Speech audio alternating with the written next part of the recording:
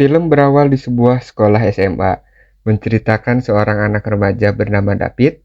Ini dia anaknya, yang jatuh cinta pada gadis yang bernama Miri. Ini dia gadisnya. Selepas pulang sekolah, si David yang kalem pun memberanikan diri menyapa Mili. Niat hati ingin memberinya hadiah, namun salah satu preman sekolah datang menghampiri seraya membuli si David. Dia pun merebut hadiah yang akan diberikan ke si Mili dan melemparkannya ke danau yang membeku. Hey, what's this? Wow, if you really shake this thing hard enough, you can hear. Dengan perasaan dongkol, kehel campur emosi, si David tanpa pikir dua kali langsung berjalan mengambil kembali hadiah yang dilempar si pembuli tadi. Namun pada saat dia akan kembali, tiba-tiba es yang dia injak pecah. Si David pun tercebur ke dalam danau itu.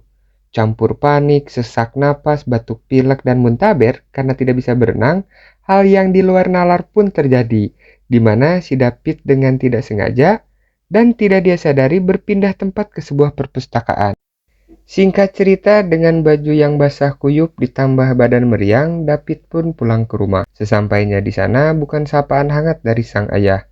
Dia malah kena oceh ayahnya, karena pulang dalam keadaan basah dan mengotori lantai rumah.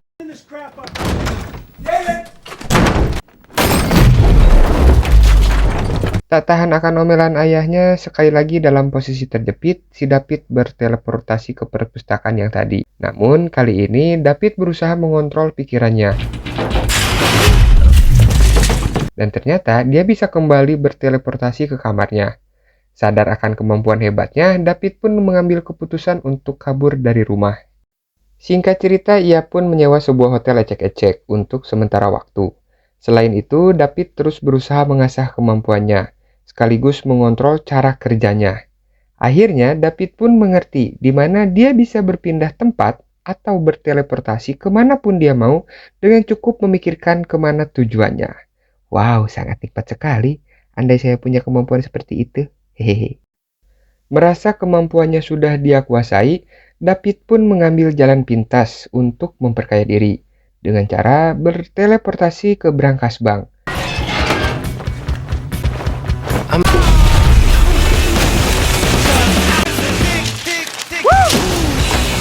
Akan tetapi, pencurian yang sangat aneh itu pun mengundang perhatian si Roland.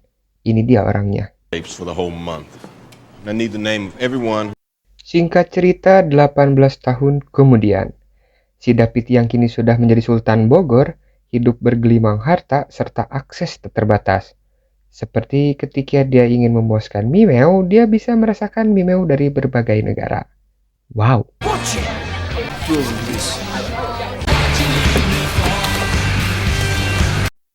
Malamnya dia beres mengenjot wanita di Inggris, paginya berselancar di Hawaii, dan makan siang di Mesir. Lanjut, keseruan selama 18 tahun itu mulai berubah. Ketika David pulang ke apartemennya dan bertemu si Roland tanpa mengetahui siapa dia sebenarnya, David yang curiga dengannya berusaha melarikan diri. Namun, usaha David tidak semudah yang dia kira, karena si Roland mempunyai alat seperti alat kejut listrik, di mana arus listrik ternyata bisa membuat David kehilangan konsentrasi untuk berteleportasi. Jumpers.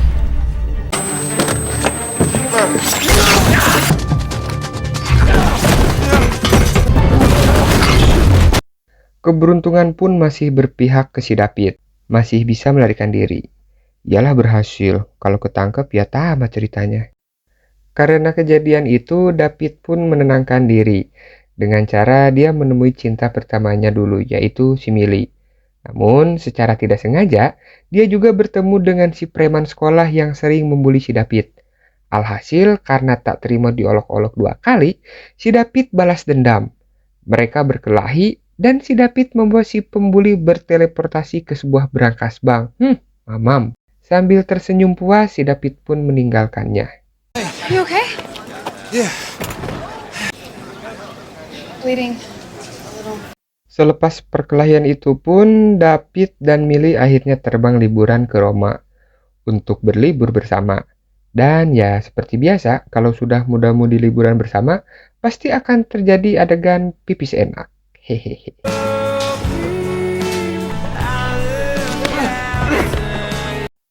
Selepas pipis enak, David pun mengajak Milly berkeliling Roma. Namun secara tidak sengaja, ketika mereka berada di Kolosium, si David bertemu dengan salah satu jumper atau orang yang bisa berteleportasi juga. Di mana hal itu membuat David terkejut karena ternyata bukan hanya dia yang mempunyai kekuatan berteleportasi. Beruntung bagi David karena bertepatan dengan itu, ada anak buah si Roland muncul, berusaha menangkap keduanya.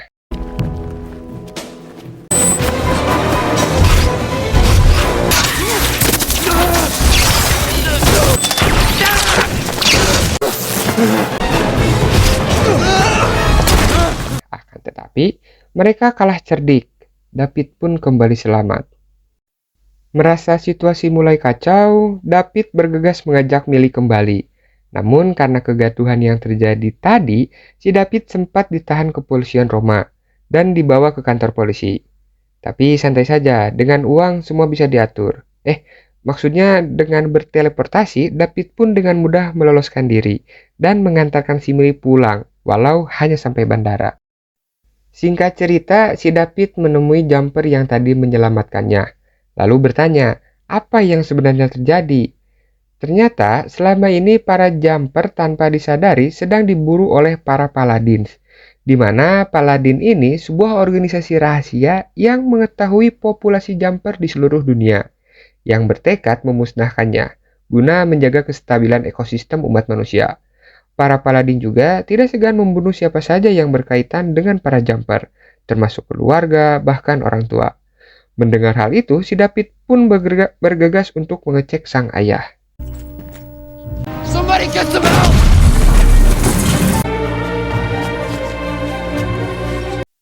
Dan benar saja, ketika dia pulang, ayahnya sudah tewas terbunuh.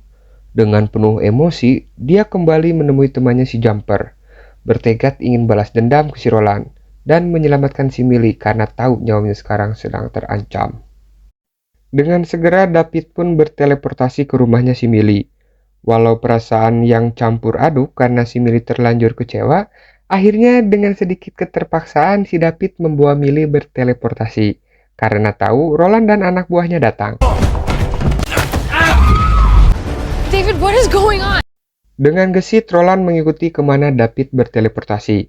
Karena mereka mempunyai sebuah alat canggih di mana alat itu bisa membuka gerbang, semacam gerbang ruang waktu, tapi hanya bisa berfungsi beberapa menit saja sebelum gerbang waktu yang ditinggalkan para jumper tertutup. Alhasil, Roland pun berhasil menemukan sekaligus menangkap si David. Namun sekali lagi, temannya berhasil menyelamatkannya. You home to mommy.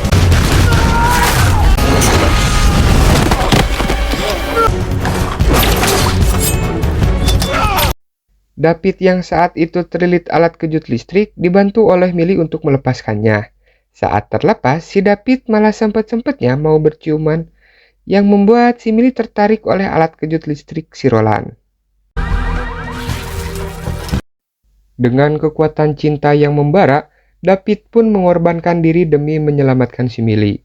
Namun di penghujung cerita, dengan semangat dan kata-kata mutiara dari orang terkasih, David dengan gagah perkasa berhasil mengumpulkan kekuatan penuh, membuat setengah dari rumah si Milly berteleportasi ke sebuah dasar sungai, lalu berteleportasi kembali ke sebuah perpustakaan.